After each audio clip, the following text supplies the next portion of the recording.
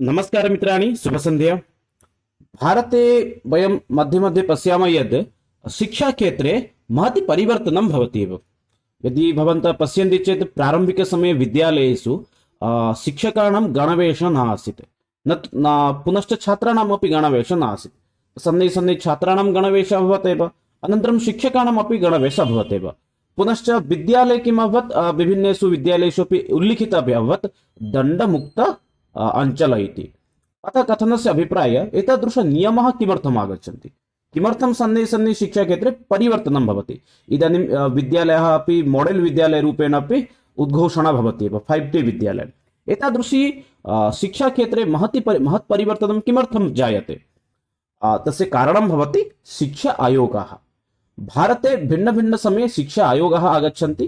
ते भिन्न भिन्न रूपेण, इत्युक्ते समाजं दृष्ट्वा, समस्यां दृष्ट्वा, पुनश्च सामाजिकं दृष्ट्वा, जनान् दृष्ट्वा एव शिक्षाक्षेत्रे परिवर्तनं कुर्वन्ति। ते एव वर्तन्ते शिक्षा आयोगः एव।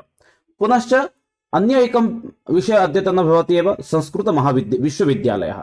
अद्य वयं चर्चां कुर्मः शिक्षा आयोगः पुनश्च संस्कृत विश्वविद्यालयानां सम्पर्के एव। जानीमः शिक्षा आयोगः इत्युक्ते के, अथवा के भवन्ति एतस्मिन् आयोगे, कति आयोगाः इदानीं पर्यन्तम् आगतवन्तः इत्यादि विषये चर्चां कुर्मः। पुनश्च संस्कृत विश्वविद्यालयानां सम्पर्कः अपि सामान्यरूपेण जानीमः एव। प्रारम्भं कुर्मः अद्यतनसत्रं। ये खलु शिक्षाशास्त्री छात्राः सन्ति, तेषां कृते तु अद्यतनसत्रम् अत्यन्तं महत्त्वपूर्णं भवति। निश्चयेन एतस्मात् सन्दर्भात् न्यूनातिन्यूनम् अङ्कत्रयमेव समागमिष्यति। अतः अन्तिमपर्यन्तम् एतत् सत्रं पश्यन्तु। सम्भवति चेत् स्वमित्रैः साकमपि एतद् लिङ्क् अपि शेर् कुर्वन्तु एव। तर्हि प्रारम्भं कुर्मः शिक्षण अभिरुचिसम्पर्कीय। पूर्वं वयं शिक्षा सिद्धान्तानां सम्पर्के चर्चा कृतवन्तः। ह्यः एव शिक्षायाः उद्देश्यसम्पर्के चर्चा सञ्जाता। अद्य चर्चां कुर्मः शिक्षा आयोगानां विषये एव।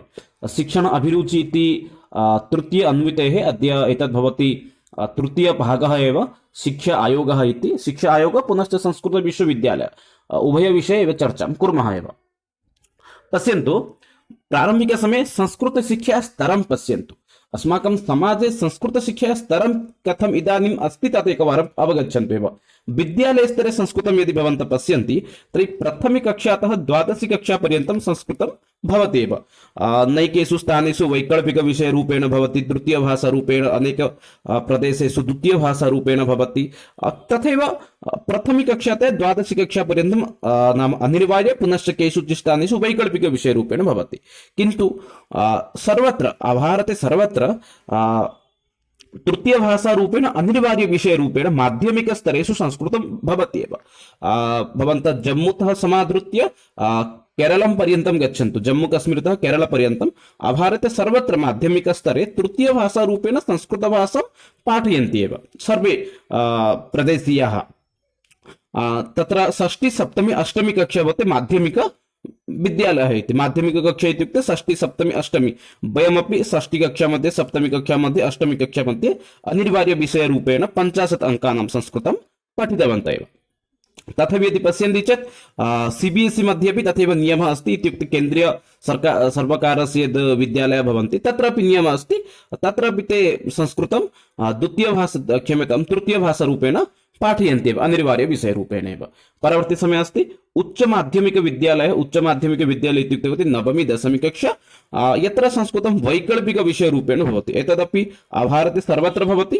केन्द्रीयविद्यालयेषु अपि तथैव नियमः अस्ति।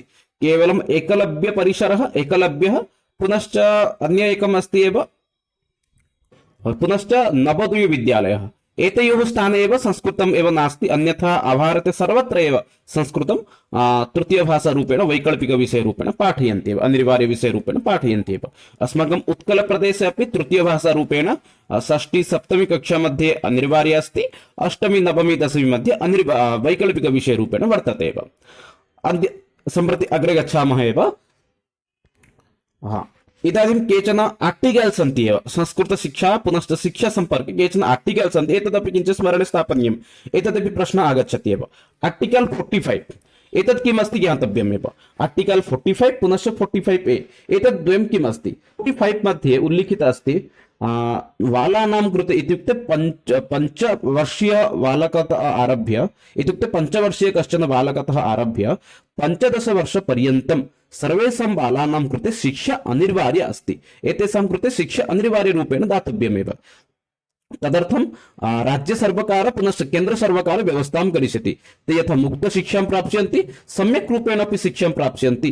तदर्थं राज्यसर्वकारः अथवा केन्द्रसर्वकारः योजना करिष्यति इति कुत्र उल्लिखितः अस्ति? आर्टिकल् 45 मध्ये किमस्ति? सर्वे एतत् स्मरणे स्थापयन्तु, अवश्यं परीक्षायाम् एतादृशः प्रश्नः आगच्छन्ति एव। आर्टिकल् 45 मध्ये किम् उल्लिखितः अस्ति?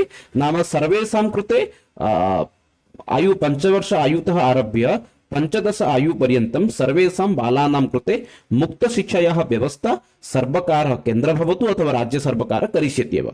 अतः भवन्तः द्रष्टुं पारयन्ति सर्वत्र भारते सर्वत्र मुक्तशिक्षा चलति। प्रथमवर्षतः आरभ्य इत्युक्ते कक्षा प्रथमीतः आरभ्य कक्षा 10वीं पर्यन्तं सर्वत्र संस्कृतं नास्ति, सर्वत्र शिक्षा मुक्तरूपेण प्रचलति एव। पुनश्च 45A किमस्ति? 45A मध्ये उल्लिखितः अस्ति दिव्याङ्गछात्राणां कृते। यदि कश्चन दिव्याङ्गछात्रः अस्ति तस्य कृते एतत् आयु भवति 20 पर्यन्तं गच्छति एव। यदि सः दिव्याङ्गः अस्ति तर्हि 20 आयुपर्यन्तं न्यूनातिन्यूनं सः 10वीं कक्षापर्यन्तं यथा कथञ्चित् अपि उत्तीर्णः भविष्यति। तदर्थं तत्र व्यवस्था वर्तते एव। अनन्तरम् अस्ति आर्टिकल् 32 अपि किञ्चित् स्मरणे स्थापयन्तु। आर्टिकल् 32 मध्ये किम् उल्लिखितः अस्ति? शिक्षा मौलिक अधिकारं भवति। आर्टिकल् 32 भवति मौलिक अधिकारः। यदा आर्टिकल् 45 किम् अभवत् एव? शिक्षाम् अनिवार्य अभवत्। अनन्तरं शिक्षा किं भवति? आर्टिकल् 32 प्रति आगच्छति एव। क्षणमेकं। आर्टिकल् किं भवति? आर्टिकल् यदा शिक्षां सर्वकारः अनिवार्यं करोति तस्मिन् समये आर्टिकल् 32 इत्युक्ते मौलिक अधिकारं प्रति एव शिक्षा आगच्छति। मौलिक अधिकारं सर्वेषां प्राप्तव्यम्, अतः शिक्षा अनन्तरं 32 प्रति आगच्छति सर्वेषां प्राप्तव्यम् इति। अनन्तरम् अस्ति इतोपि आर्टिकल् 2 आर्टिकल् 343 तः आरभ्य आर्टिकल् 351 पर्यन्तम्। एतदपि किम् अस्ति ज्ञातव्यमेव। आर्टिकल् 343 तः आरभ्य 351 पर्यन्तं भारतस्य भाषाणां विषये उल्लिखितः अस्ति एव। भारतीयभाषाः, शास्त्रीयभाषाः, भारतस्य राष्ट्रभाषा का भवेत्, राजभाषा का भवेत् इत्यादि विषये अत्र उल्लिखितः अस्ति एव। कुतः कियत् पर्यन्तम्? आर्टिकल् 343 तः आरभ्य 351 पर्यन्तं। कथनस्य अभिप्रायः भवति भारतस्य इदानीं पर्यन्तं कापि एका राष्ट्रभाषा नास्ति। भारतीयाः वयं सर्वासां भाषाणां कृते एव सम्मानं दद्मः। अतः भारतस्य एकापि राष्ट्रभाषा नास्ति। किमस्ति तर्हि? भारतस्य राजभाषा भवति तद्वर्तते हिंदी भाषा। हिंदी भाषा एव अस्माकं भारतस्य राजभाषा भवति एव। पुनश्च परवर्तिनि समये एव नाम तत्र योजितवन्तः 1960 पर्यन्तम् एव ते स्थापितवन्तः आङ्ग्लभाषामपि भारतीय सहायिक राजभाषारूपेण। किन्तु इदानीमपि आङ्ग्लभाषा किम् अस्ति? भारतस्य सहायिक राजभाषारूपेण कार्यं करोति। भारते सर्वत्र इदानीं हिन्दीभाषायाः प्रयोगः न भवति, अपि तु तत्र आङ्ग्लभाषा सहायिक राजभाषायाः प्रयोगः भवति एव। परित्यजन्तु एतत् सर्वमेव। एतत् सर्वं पुनश्च एकवारं वदामि, स्मरणे स्थापयन्तु। आर्टिकल् 45 किं वर्तते? आर्टिकल् 45 भवति अनिवार्य शिक्षा विषये। 45A मध्ये भवति दिव्याङ्गछात्राणां कृते एव। आर्टिकल् 32 भवति मौलिक अधिकार, यत्र शिक्षा परवर्ति समये योजिता भवति। परवर्ति समये अस्ति 343 तः 351 पर्यन्तं भारतीय राजभाषा पुनश्च शास्त्रीयभाषा इत्यादि विषये अत्र वर्णितः भवति एव।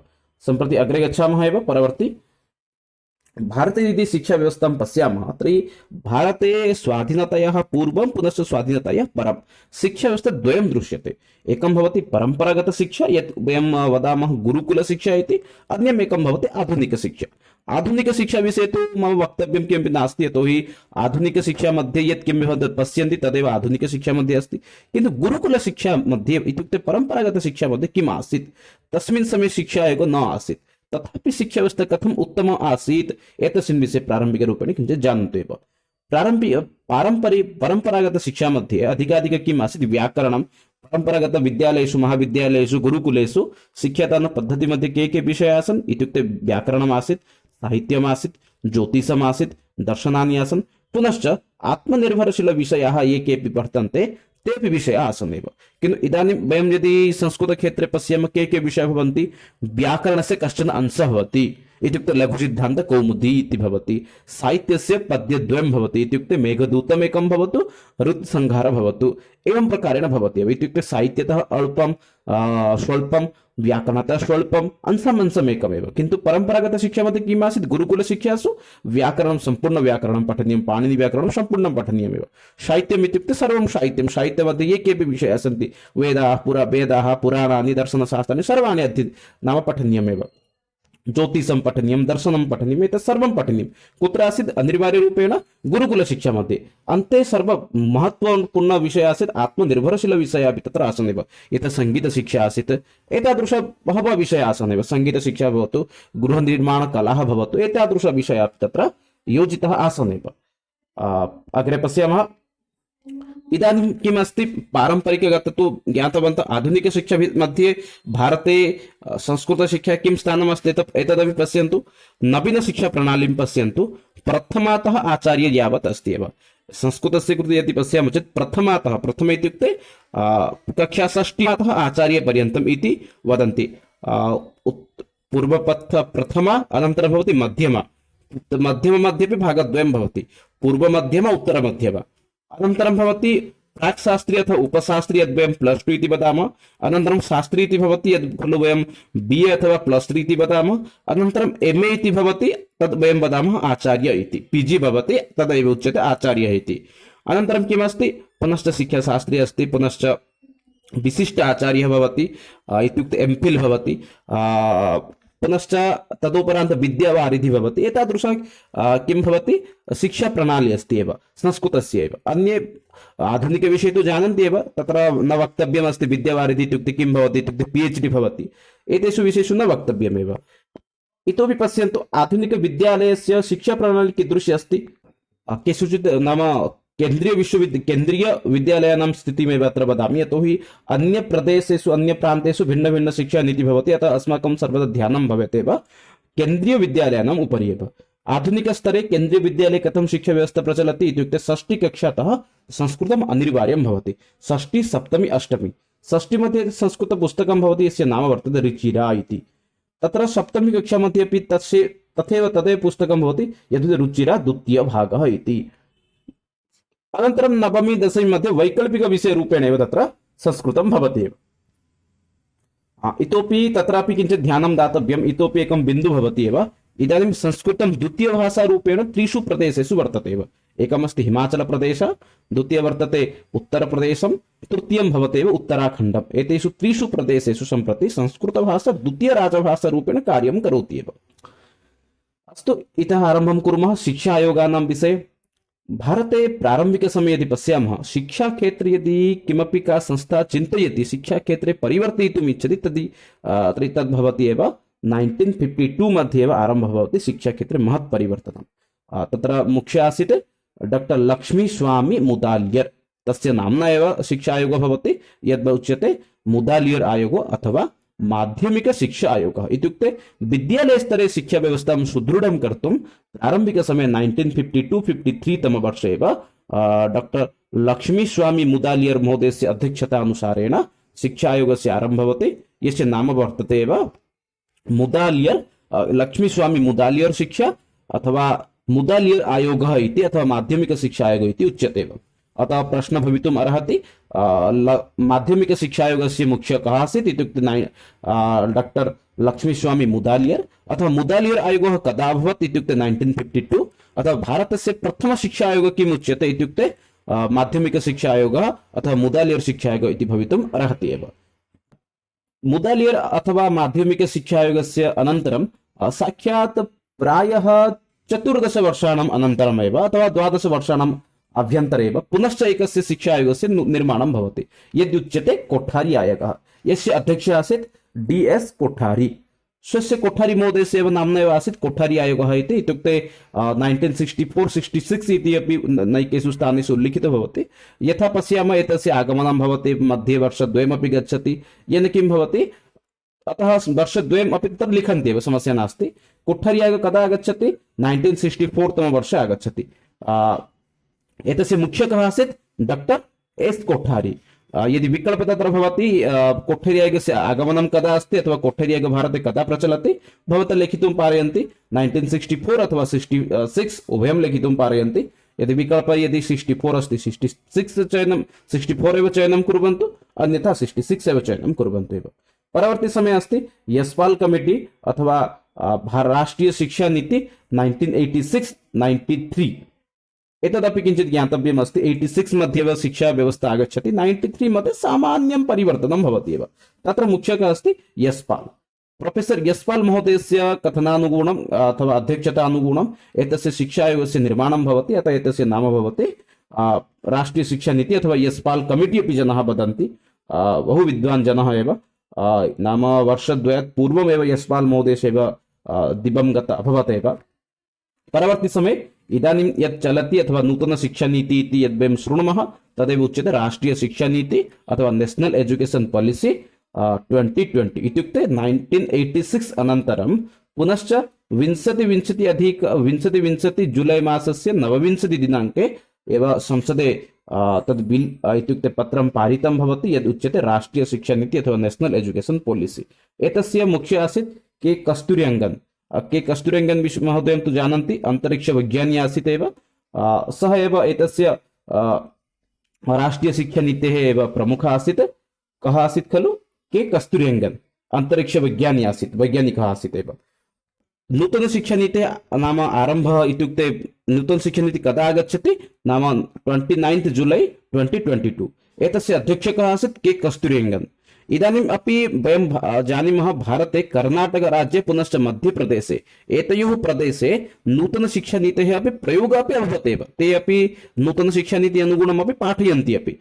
मध्यप्रदेशे इदानीं किञ्चित् पिधानं भवति, किन्तु कर्णाटके सम्पूर्णरूपेण नूतन शिक्षानीतेः परिपालनं भवति एव। अतः एकवारं पुनश्च बोधे नाम उक्त्वा एव अग्रे गच्छामि। प्रारम्भिकसमये इदानीं पर्यन्तं नाम शिक्षा आयोगः 4 सन्ति। प्रारम्भिकसमये माध्यमिकशिक्षा आयोगः, यस्य अपरनाम भवति मुदालियर् आयोगः 1952।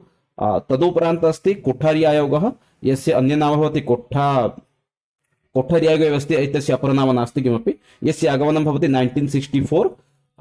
एतस्य मुख्यः आसीत् डॉक्टर एस् कोठारी। पुनश्च अस्ति राष्ट्रीय शिक्षा नीति 1986। एतस्य प्रमुखः आसीत् प्रोफेसर यशपाल महोदयः। अनन्तरम् अस्ति राष्ट्रीय शिक्षा नीति 2020, यस्य मुख्यः आसीत् खलु डॉक्टर कस्तूरिरङ्गन्, डॉक्टर के कस्तूरिरङ्गन् भवति एव। अग्रे पश्यामः परवर्ती समये। अनेन साकम् एतत्तु केवलम् आसीत् विद्यालयस्तरे शिक्षा आयोगः। इतोपि केचन शिक्षा आयोगाः सन्ति, शिक्षासम्बन्धीयोजनाः सन्ति सर्वकारस्य, एतेषां विषये अपि जानीमः एव। विश्वविद्यालय आयोगः। विश्वविद्यालय आयोगस्य आगमनं कदा भवति नाम स्वाधीनतायाः अनन्तरमेव। विश्वविद्यालयस्तरे संस्कृत विश्वविद्यालयस्तरे एव शिक्षायाः समुच्चस्थानं भवतु इति धिया विश्वविद्यालय आयोगस्य एव निर्माणं भवति। तत्र एव राधाकृष्णन् आयोगः अपि तस्य अपरनाम भवति। कदा गच्छति 1948 तमवर्षे एव विश्वविद्यालय आयोगस्य निर्माणं भवति एव। पुनश्च तदुपरान्त 1952-53 मध्ये मुदालियर् आयोगः आगच्छति। पुनश्च अनन्तरमेव मुदालियर् आयोगस्य एव अनुरोधेन, मुदालियर् आयोगस्य एव निवेदनेन संस्कृत आयोगस्य निर्माणं भवति 1956-57 तमवर्षे। एतस्य मुख्यः आसीत् सुनीता चटर्जी। तत्र मुदालियर् आयोगः अपि त्रिभाषासूत्रविषये अपि वदति एव, अतः एव तत्र आगच्छति संस्कृत आयोगस्य आगमनं भवति एव। परवर्ती समये विश्वविद्यालय अनुदान आयोगः 1956 तमवर्षे। पुनश्च कोठरी आयोगः 1964-65। एनसीएफ शिक्षाक्षेत्रे काचित् महती परिवर्तनम् एव सञ्जातः एव परवर्ती समये। यत् भवति एनसीएफ नेशनल करिकुलम फ्रेमवर्क, यत् आगच्छति 2005 मध्ये। एतादृशः प्रश्नाः भवितुम् अर्हन्ति। अत्र आरटी स्थाने आरईटी अभवत् एव। राइट टू एजुकेशन आगच्छति 2010 अथवा 9 मध्ये। पुनश्च आरटी इत्युक्ते राइट टू एजुकेशन भवति 2009 अथवा 2010 इति उल्लिखितं भवति। उभयं शुद्धम् अस्ति। 2009 मध्ये एव आगच्छति संसदे, अनन्तरं 2010 मध्ये तस्य पालनं गच्छति अथवा परिप्रकाशनं भवति। अतः 2009 अथवा 10 उभयं लेखितुं पारयन्ति। यदि विकल्पे द्वयं वर्तते चेत् तत्र 2010 इति एव चयनं कुर्वन्तु। अनन्तरम् अस्ति द्वितीय संस्कृत आयोगः। द्वितीय संस्कृत आयोगस्य निर्माणं भवति 2014-15 तमवर्षे। तत्र मुख्यः आसीत् सत्यव्रत शास्त्री महोदयः। एकवारं पुनश्च वदामि, पूर्वमेव एतेषां विषये उक्तवान्, तथापि सामान्यरूपेण लघुरूपेण वदामि एव। विश्वविद्यालय आयोगस्य आगमनं भवति 1948, मुदलियर् आयोगः एतस्य आगमनं भवति 1952, संस्कृत आयोगस्य आगमनं भवति 1956, विश्वविद्यालय अनुदान आयोग 1956, पुनश्च कोठरी आयोग 1964, national curriculum framework NCF 2005, RT 2010 अथवा 9, द्वितीय संस्कृत आयोग 2014 अथवा 15। किञ्चित् एतत् संशयः अस्ति एव 1956 अथवा 59 इति चिन्तयामि। अस्तु, अग्रे गच्छामः। संस्कृत आयोगस्य विषये सामान्यरूपेण जानीमः। प्रथम संस्कृत आयोग एतस्मात् सन्दर्भात् अपि प्रश्नः भवितुम् अर्हति। एतस्य पीडीएफ अपि भवन्तः प्राप्स्यन्ति, किञ्चित् कालः तदर्थम् अपेक्षा करणीया अस्ति। संस्कृत आयोगः अस्ति, प्रथम संस्कृत आयोगः कदा आगच्छति इत्युक्ते 1956-57 तमवर्षे आगच्छति। एतस्य अध्यक्षः आसीत् सुनीता कुमार चटर्जी महोदयः। खलु ये इमे महोदयाः आसन् खलु पश्चिमबङ्गस्य एव, तदानीन्तन कोलकातायाः एव निवासी आसीत्। सुनीता चटर्जी महोदयः एतस्य अध्यक्षः आसीत् एव। तत्रापि नाम आयोगे कति सदस्याः आसन्? 9 सदस्याः आसन्। मुदालियर् आयोगः 1952-53 तमे वदति भारते त्रिभाषासूत्रं चालनीयं, यत्र एका भारतीयभाषा भवेत्, यत् खलु प्रदेशस्य मातृभाषा, द्वितीये एका अणभारतीयभाषा इत्युक्ते इंग्राजी भवतु, तृतीये निश्चितरूपेण हिंदी अथवा संस्कृतम् अथवा अन्य कापि भारतीयभाषा भवेत् इति तत्र त्रिभाषासूत्रमध्ये वदति। तस्य प्रतिवेदन अनुगुणमेव त्रिभाषासूत्रम् आधृत्य एव संस्कृत आयोगस्य निर्माणं भवति। यत्र प्रमुखः आसीत् खलु सुनीता कुमार चटर्जी महोदय। तस्य सदने अपि 9 सदस्याः आसन्। स 10 अध्यायात्मकम् एव एकं प्रपत्रं ददाति, सम्पूर्ण भारतस्य परिभ्रमणं करोति, अनन्तरम् एकं 10 अध्यायात्मकम् एकं प्रपत्रं ददाति, यत्र स वदति माध्यमिकस्तरे नाम संस्कृतम् अनिवार्यविषयरूपेण पाठयन्तु इति। तदुपरान्त एव 1956 अनन्तरमेव भारते अपि संस्कृतभाषाम् अनिवार्यविषयरूपेण पाठयन्ति। किञ्चित् तस्य नाम प्रतिवेदनस्य अपि परिपालने अपि विलम्बः जातः, तथापि इदानीम् अपि चालयन्ति एव। संस्कृत आयोग कदा आगच्छति? 1956 तमवर्षे। एतस्य अध्यक्षः कः आसीत्?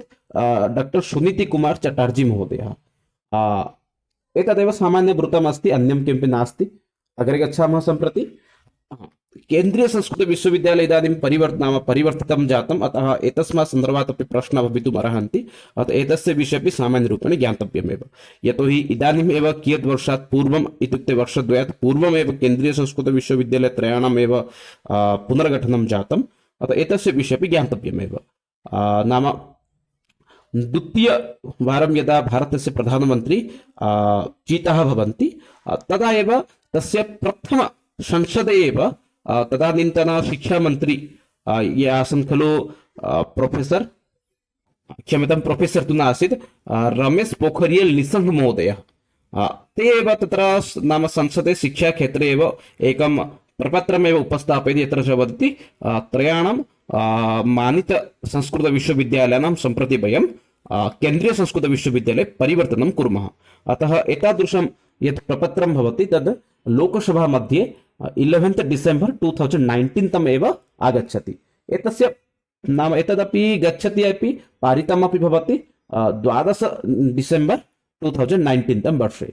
किन्तु एतद् लोकसभा मध्ये तु पारितं भवति, किन्तु राज्यसभा मध्ये बीजेपी भाजपा दलस्य संख्या किञ्चित् न्यूना आसीत्, अतः राज्यसभा मध्ये 16 मार्च 2020 मध्ये एतस्य प्रपत्रस्य एव किं पारितं भवति। अनन्तरं नूतन रूपेण त्रयाणां केन्द्रीय विश्वविद्यालयानां निर्माणं भवति 7 मई 2020 वर्षे, इत्युक्ते 7 मे 2020 मध्ये एव त्रयाणां केन्द्रीय विश्वविद्यालयानां निर्माणं भवति। अतः एषः प्रश्नः अत्यन्तं महत्त्वपूर्णः भवति, कदाचित् भवितुम् प्रश्नः आगन्तुम् अर्हति एव। कदा त्रयाणां संस्कृतविश्वविद्यालयानां निर्माणं भवति इत्युक्ते 7 मे 2020। तस्मिन् समये मन्त्री कः आसीत्? प्रोफेसर् इति एव आगच्छति, रमेश पोखरियल् निशंक महोदयः एतस्य एव तदानीन्तन एव शिक्षामन्त्री आसीत् एव। एतस्य विजिटर् कः भवेत्? तत्र चान्सलर् भवति, वैस् चान्सलर् भवति, किन्तु एतस्य विजिटर् यः भवति सः भवति भारतस्य प्रधानमन्त्री एव। केन्द्रीय विश्वविद्यालयाः त्रयः सन्ति। एकं भवति केन्द्रीय संस्कृत विश्वविद्यालय नवदेहली, यस्य त्रयोदश परिसराः सन्ति। तदुपरान्त आगच्छति एव केन्द्रीयसंस्कृतविश्वविद्यालयः श्री लाल् बहादुर् शास्त्री विद्यापीठम्। सामान्यं परिवर्त्य एव अहम् उक्तवान् एव, लाल् बहादुर् शास्त्री केन्द्रीयसंस्कृतविश्वविद्यालयः नवदेहल्ली। एतत् अन्यमेकं भवति यत् खलु नवदेहल्ली मध्ये वर्तते। अन्यमेकम् अस्ति तिरुपति राष्ट्रीय संस्कृत विद्यापीठं। किञ्चित् सामान्यम् एव विस्मरणं भवति, केन्द्रीय संस्कृत विश्वविद्यालय तिरुपति इति एव एतस्य अन्यं नामं भवति एव। तत्रापि ते राष्ट्रीय संस्कृत संस्थानमपि लिखन्ति इदानीमपि। परवर्ती समये पश्यामः संस्कृत विश्वविद्यालयानां निर्माणविषये। भारतस्य प्रथम संस्कृत विश्वविद्यालयस्य स्थापनं भवति, यस्य नाम वर्तते सम्पूर्णानन्द संस्कृत विश्वविद्यालय। कुत्र वर्तते? वाराणस्यामेव वर्तते। यत् प्रदेशं भवति उत्तरप्रदेश। पुनश्च पुणे संस्कृत विश्वविद्यालयः भवति, पुणे मध्ये एव अस्ति, महाराष्ट्रे एव अस्ति। इदानीम् एतदपि मानित विश्वविद्यालयरूपेण भवति, यस्य स्थापनं भवति 1821 तमवर्षे। परवर्ती समये भवति the Sanskrit college and university Kolkata West Bengal मध्ये 1824 मध्ये। तथैव 1906 तमवर्षे दि महाराष्ट्र संस्कृत महाविद्यालयस्य निर्माणं भवति, यत् खलु तमिळ्नाडु प्रदेशे वर्तते। परवर्ती समये भवति कामेश्वर सिंह दरभंगा संस्कृत विश्वविद्यालय, यत् खलु दरभंगा बिहार मध्ये अस्ति, प्रसिद्ध विश्वविद्यालय वर्तते। नेशनल संस्कृत यूनिवर्सिटी तिरुपति आन्ध्रप्रदेशे एव अस्ति। परवर्ती समये लाल् बहादुर् शास्त्री संस्कृत विश्वविद्यालय भवति, यत् खलु नवदेहल्यामेव अस्ति। एतेषामपि अत्र कदा एव एतेषां निर्माणं भवति एतेषां विषये अपि अत्र उल्लिखितः भवति, एतस्य स्क्रीन्शाट् स्वीकर्तुम् अर्हन्ति एव। परवर्ती समये पश्यन्तु सेंट्रल संस्कृत यूनिवर्सिटी, यत् पूर्वं खलु राष्ट्रीय संस्कृत संस्थानं नाम्ना प्रसिद्धः आसीत्, नवदेहल्यामेव अस्ति। परवर्ती समये श्री जगन्नाथ संस्कृत विश्वविद्यालय पुरी मध्ये अस्ति, ओडिशा प्रदेशं। श्री शंकराचार्य विश्वविद्यालय कल्हाडी केरला प्रदेशे अस्ति। पुनश्च कविकुलगुरु कालिदास संस्कृत विश्वविद्यालय नागपुरं महाराष्ट्रे एव अस्ति। महत्व नाम बहु प्रसिद्ध विश्वविद्यालय भवति। परवर्ती समये जगद्गुरु रामानुजाचार्य विश्वविद्यालय संस्कृत विश्वविद्यालयः, यत् खलु जयपुर राजस्थाने एव अस्ति। एतदपि प्रसिद्धं भवति राजस्थाने। उत्तराखण्ड संस्कृत विश्वविद्यालय हरिद्वार उत्तराखण्डे वर्तते। पुनश्च श्री सोमनाथ संस्कृत विश्वविद्यालयः सोमनाथ गुजरात प्रदेशे भवति। श्री वेंकटेश वैदिक विश्वविद्यालय तिरुपति आन्ध्रप्रदेशे भवति एव। परवर्ती समये इतोपि केचन विश्वविद्यालयानां सम्पर्के पश्यामः। महर्षि पाणिनि संस्कृत एवं वैदिक विश्वविद्यालयः उज्जयिनी मध्यप्रदेशे अस्ति। पुनश्च कर्नाटक संस्कृत विश्वविद्यालय बेंगलूरु कर्नाटके वर्तते। कुमार भास्कर वर्मा संस्कृत शोध संस्थान विश्वविद्यालयः आसाम प्रदेशे वर्तते। पुनश्च महर्षि वाल्मीकि संस्कृत विश्वविद्यालयः हरियाणा।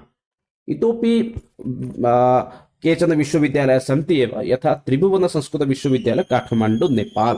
भारतात् बहिः अपि एकः संस्कृत विश्वविद्यालयः वर्तते एव। पुनश्च अस्ति महर्षि महेश योगी कवि विश्वविद्यालयः मध्यप्रदेश। पुनश्च देव संस्कृत विश्वविद्यालय हरिद्वार उत्तराखण्ड। श्री चंद्रशेखर नंद सरस्वती संस्कृत विश्वविद्यालय कांचीपुरम तमिळ्नाडु। एते केचन विश्वविद्यालयाः सन्ति। एतेषां निर्माणविषये पुनश्च एतेषां कस्मिन् प्रदेशे अस्ति एतेषां विषये अपि चर्चां कृतवन्तः। मिलामः मित्राणि अग्रिमसत्रे। तत्र पुनश्च अन्य विषयेषु अपि चर्चां कुर्मः। तावत्पर्यन्तं विरमामि। जयतु भारतं वन्दे संस्कृतं, वन्दे मातरम्। धन्यवादः मित्राणि, नमस्कारः।